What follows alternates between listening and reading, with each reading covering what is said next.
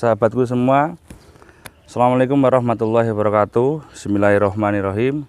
Allahumma sholli ala sayyidina Muhammad wa ala sayyidina Muhammad. Teman-teman semua, semoga kalian dalam keadaan sehat selalu, keluarga tentram, damai, bahagia, dan jangan lupa selalu menjaga persatuan dan kesatuan NKRI, gitu ya. Bersama bapak-bapak TNI dan Polri kita selalu menjaga persatuan, penting itu ya, dimanapun Anda berada. Saudaraku semua, banyak pertanyaan atau ya permintaan, Mas review Livina yang new. Nah, ini Livina yang new. Warna ini biasanya kalau warna apa ya, dipakai display waktu keluar baru itu warnanya begini, kayak Pajero. Barang kalau yang baru warnanya juga abu-abuan gitu. Ini biru teman-teman, biru tapi cenderung ke abu-abu ya. Jadi tidak tahu ini warna favorit apa enggak ini. Ini menurut saya cukup baik warna ini. Agak aneh tapi baik gitu ya. Komen masalah warna dulu. Ini menurut saya adalah mobil si nyaman yang terlupakan. Jadi judulnya kayak ngono, nyaman tapi terlupakan. Banyak orang yang lalai, teman-teman ini banyak yang lalai bahwa ada mobil senyaman ini. Kalau dari samping bodinya cukup oke. Ini yang jadi banyak pertanyaan. Nah, ground clearance mobil ini 17,5 cm atau dalam bahasa tekniknya 175 mm. Tenang, mobil ground clearance seperti itu tidak pendek-pendek banget dan dia masih capable untuk dipakai di jalan raya.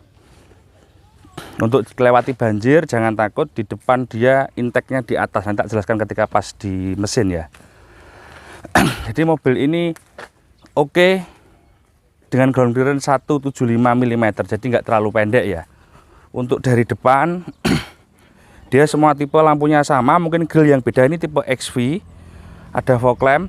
Untuk peleknya ya SXV, SSV, ya terbawah ya SV, XV, HWS itu peleknya ring 15. Kalau yang Autek sama apa? Sama itu dia ring 16 sama HWS. Kok HWS? Autek sama X Gear. Kalau dari belakang sama modelnya ini beda dengan yang lama ya. Versi ini dia ada ini nih. Nah, beda total. Jadi dari bodi dengan yang versi lama beda total. Mobil ini mulai diproduksi, dipasarkan 2013 hingga keluar Livina yang seperti Expander itu ya. Mesinnya, lah ini sayangnya mesinnya semuanya 1.5. Mesinnya semuanya 1.5, transmisinya Xtronic CVT. Dia tidak ada yang 1.8 lagi seperti yang dulu. Jok belakang saya pikir sama dengan Grand Livina yang sebelumnya, jadi saya nggak perlu membahas banyak tentang interior. Dia cuma perbedaan di dashboard. Untuk desain belakangnya sama, tengah sama, dashboardnya juga mirip, cuma perbedaan di facelift saja, jadi nggak begitu banyak. Nah, kita kan main mobil bekas, jadi menekankan mobil ini 2013, sekarang 2021 saya bikin review ini, berarti sudah berjalan 8 tahun. Bagaimana rasanya dia berjalan 8 tahun? Kalau review mobil baru gampang, baca spek, nah kan gitu lah. Tapi kalau mobil lama, kita 5 tahun ini bagaimana? Mobil ini dipakai 5 tahun ya. Sensor parkir sudah ada, sayang untuk kamera parkir dia belum ada. Kamera parkir ada yang tipe apa? Tipe HWS Autek itu ada. Kalau XV pun belum ada kamera parkir ya. Oke. Sekarang dari sini, kalau dari interiornya tadi tak bilangin sama interiornya dengan yang lama, desainnya mirip-mirip saja. Cuma dia beda, dashboardnya hitam. Kemudian tip ini sebetulnya dia single din. Ada tambahan monitor di situ, di atas itu. Kita buka ya. Nah, monitor di situ ya. Terus ini single din. Jadi cuma ini tak ganti sih double din. Maticnya seperti itu, PRNDL, dia ada untuk ngehulnya, itu aja. Selebihnya sama dengan yang dulu. Sekarang supaya enak saya bukakan di kap mesin ini. Kalau ABS, EBD, airbag lengkap. Airbagnya ada 2 mobil ini.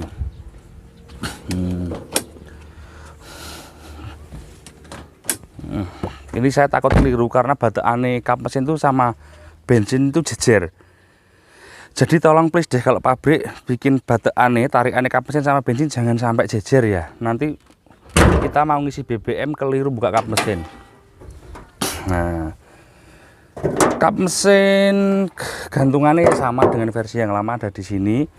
Untuk teman-teman untuk mobil tahun segini wajib dilihat bullhead jangan sampai ada nabrak. Gimana? Jadi silennya ini harus betul-betul presisi, nggak ada silen buatan.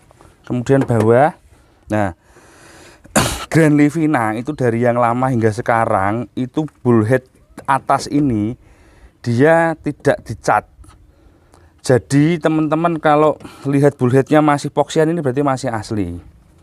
Jadi kayak mentah gini ya modelnya ya, yo poxian gini. Ini dari yang lama sampai anu ya begini. Jadi kok osok gegeran karo wong sampean. Waduh Mas iki gantian ndak? Ini begini ya teman-teman.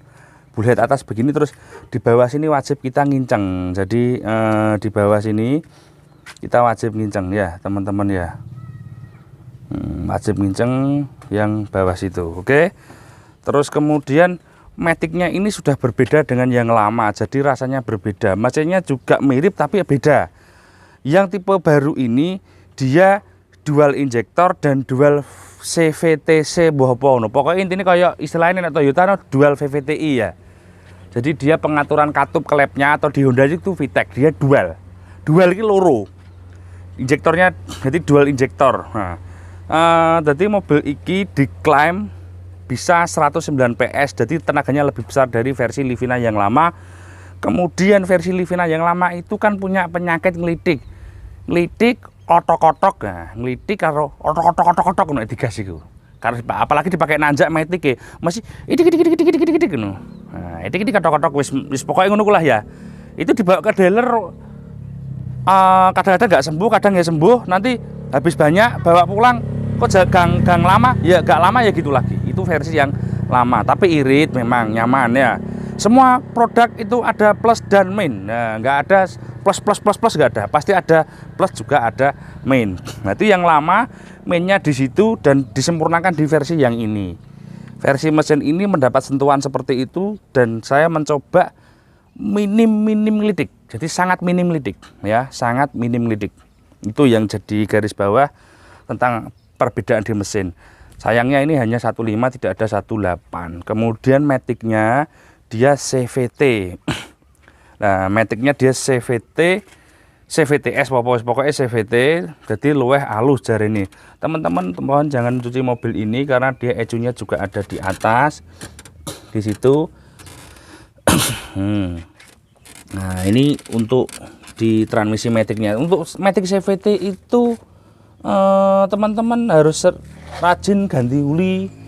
Jadi setiap berapa puluh ribu kilo, mungkin 40.000 kilo rajin ganti uli matic. Kenapa? Kalau dia telat CVT itu lebih halus. Tapi pengalaman saya yang sudah itu ketika dia telat ganti uli atau apa, itu ada bed baja apa kayak apa ya? Istilahnya kayak nek wong wedok no bandu ya, nek wong wedok no bandu. Nek wong wedok ono kan pakai anak cewek itu pakai bandu gitu ya. Kayak itu, kayak seling maticnya itu bed bajanya itu biasanya banyak yang ambrol. Kasusnya dari situ dulu. Jadi mohon untuk teman-teman yang punya matic yang sudah CVT sering-seringlah ganti uli sesuai aturan pabrik. Ya 30-40 ribu itu kan paling kan kita 2-3 tahun toh itu loh. Tapi kalau beli baru dari tempatnya orang sampai rumah langsung diganti. Gitu ya teman-teman ya. Itu perawatannya begitu. Kalau telat ya ada dampaknya tadi itu moro-moro ambrol no. Sakjane rapopo tapi akhirnya kan ngetokno biaya akeh sampean gitu ya. Untuk dia modul ABS kecepet di situ, ABS EBD BA itu versi XV ke atas. Jadi yang SV nggak ada. Jadi XV ke atas itu lengkap ABS EBD BA, brake assist sama airbag juga komplit. Untuk mobil ini sama perawatan seperti Livina yang lama, businya juga relatif mahal. Bus ini kecil-kecil kayak gini itu 150 ribuan harganya satu biji. Harus original.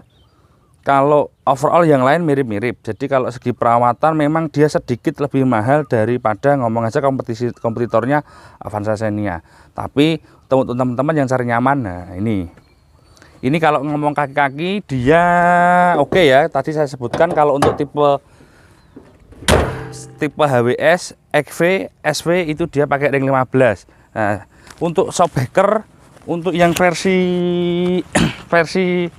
Livina itu kenapa dia sangat nyaman, karena shockbreakernya dia yang depan dia pakai sistem monokok dengan stabilizer dan torsi beam. Nah, jadi di depan tuh ada shockbreakernya, dia monokok MacPherson dengan ada torsinya, jadi pakai torsi. Kira-kira begitu. Jadi kan untuk kaki-kaki dia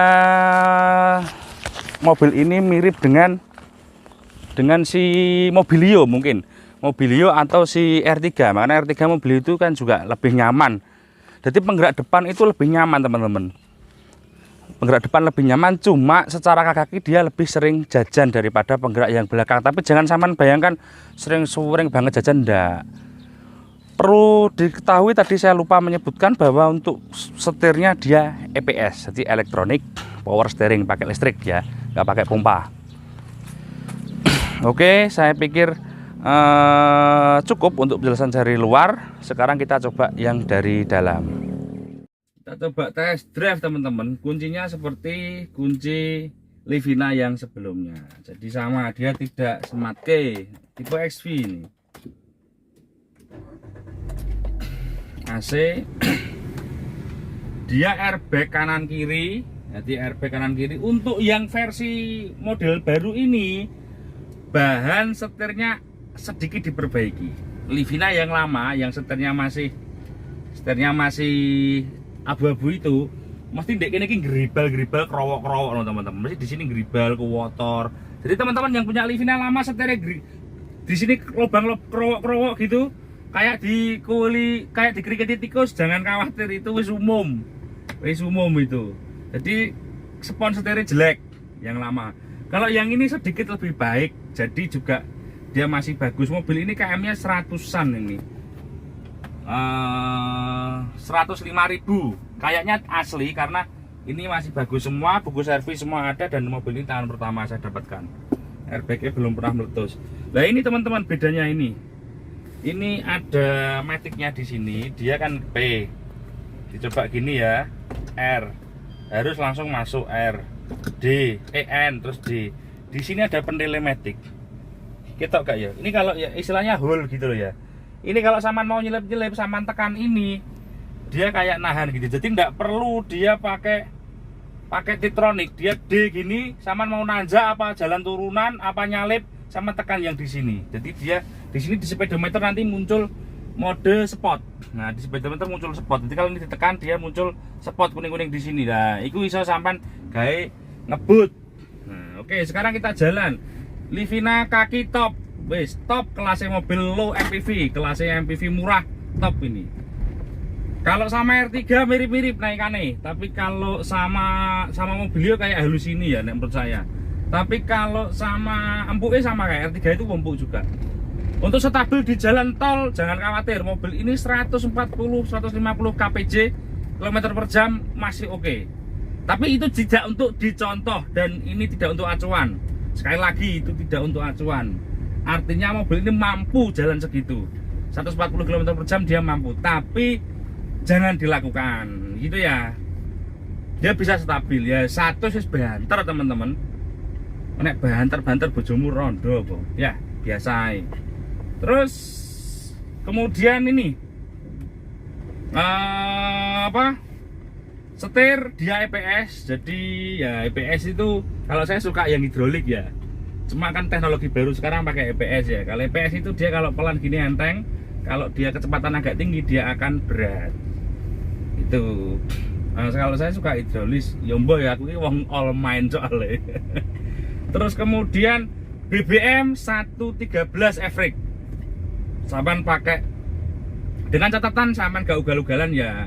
Jadi Evriknya masih 113.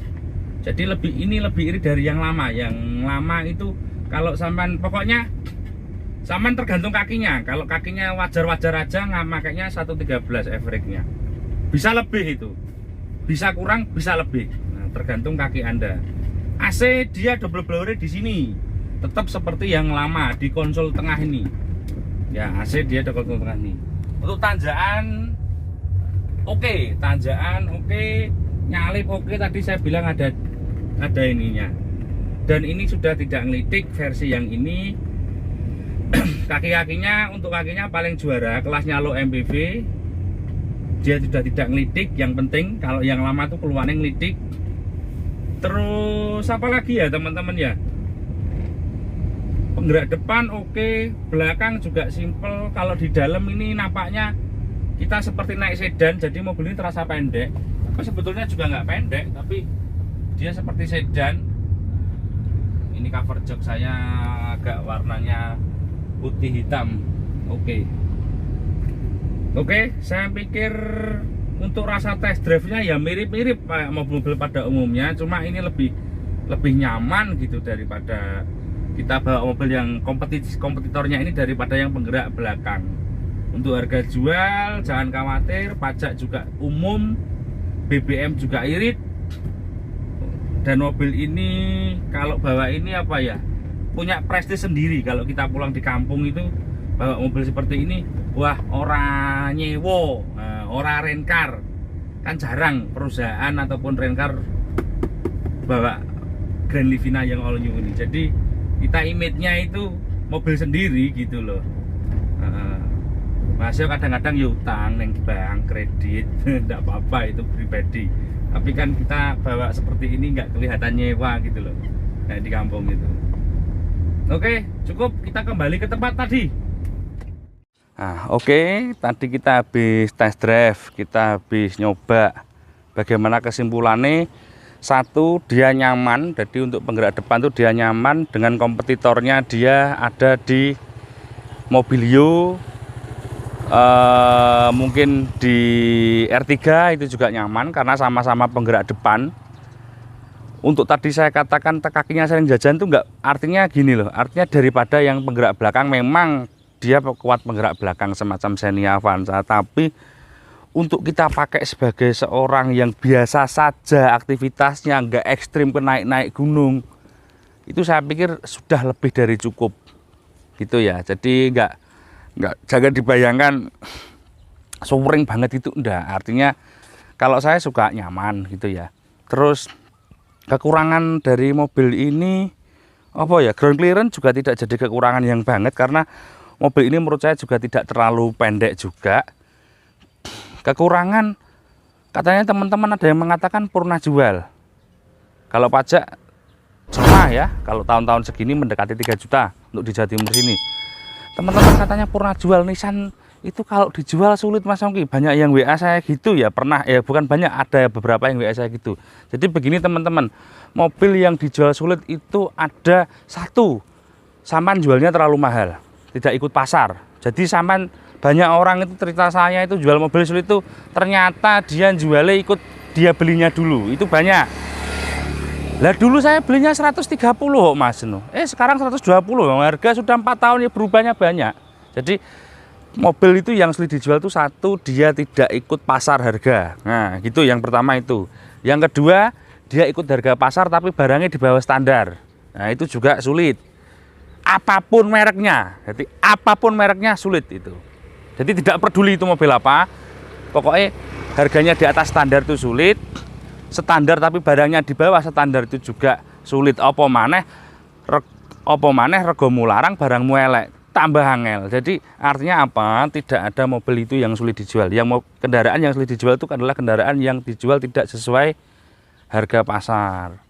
Jadi teman-teman banyak juga yang jual kendaraan tuh, ya ini pengalaman saya sharing dengan para konsumen tuh, dia berdasarkan belinya dulu. Itu juga tidak boleh. Pasar itu berubah ya, kalau mau harganya naik terus mobil ini, karena mobil ini bukan barang investasi, dia barang peralatan hidup. Kalau mau naik ya beli semacam ini, kaplingan, tanah kayak gini naik gitu ya teman-teman ya. Tapi kan gak kena buat nikmati. Nah, mobil itu penting untuk menunjang sarana kehidupan kita. Oke, kurang lebihnya saya mohon maaf. Mudah-mudahan apa yang saya katakan tadi tidak ada yang salah. Kalau ada salah, saya sekali lagi saya minta maaf. Mudah-mudahan ini bisa bermanfaat untuk teman-teman. Jaga selalu kesehatan dengan cara bersihkan harta Anda dengan sedekah. Terima kasih. Assalamualaikum warahmatullahi wabarakatuh.